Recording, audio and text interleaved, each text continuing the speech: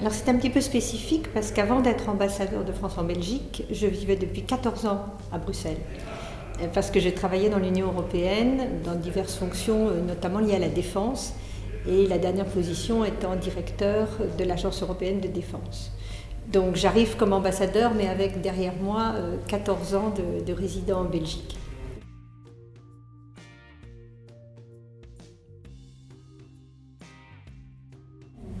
Mais je dirais que c'est à la fois une continuité et une rupture. C'est une continuité parce que la Belgique est certainement le pays pour lequel la construction européenne, l'Union européenne est absolument centrale. Elle est centrale, c'est lié à l'histoire et donc il y a tout un travail qu'on a toujours fait et qu'on continue et qu'on doit continuer à faire avec la Belgique sur nos objectifs vis-à-vis de l'Union européenne qui sont totalement communs. Donc ça, c'est la continuité. Donc et évidemment, je retrouve les collègues belges que j'ai connus dans d'autres fonctions et ça facilite l'entrée en matière pour le moins.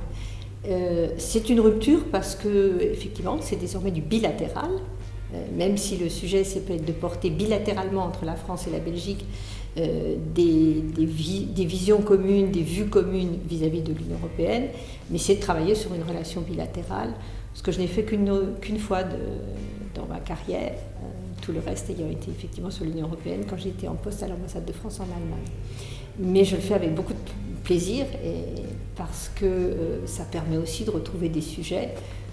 Je croyais quand j'étais jeune d'ailleurs que c'était des sujets auxquels je me consacrerais pour ma carrière, c'est-à-dire la culture en particulier, qui est évidemment un élément très important de notre relation avec la Belgique. Ils aiment la France, ils aiment notre culture, ils la connaissent parfois même au moins aussi bien que nous, parfois mieux que nous. Donc ça c'est le nouveau volet dans cette carrière.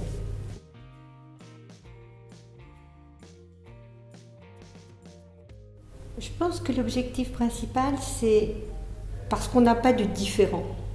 Donc ça n'est pas de régler des différends. C'est à partir d'une communauté de vues, de voir comment on peut encore l'approfondir. Et quand je dis l'approfondir, c'est l'approfondir à encore plus d'acteurs en Belgique et encore plus d'acteurs en France.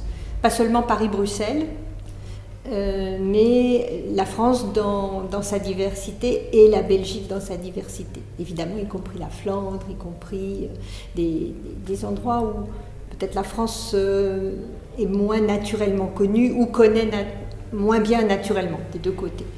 Donc ça serait approfondir cette connaissance et cette relation bilatérale au plus grand nombre possible d'acteurs. Je crois que c'est un enjeu important, et y compris aux jeunes générations.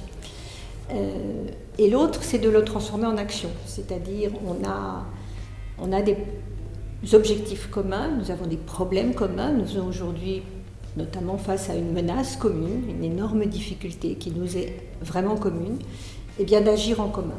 Et donc, face au terrorisme auquel on est confronté aujourd'hui, de voir comment on peut faire encore mieux converger notre action dans le domaine de la police, de la justice, de la lutte contre la radicalisation, pour transformer une difficulté commune, un problème commun, une vision commune de la manière dont il doit être abordé en une action bilatérale et une action au niveau de l'Union européenne.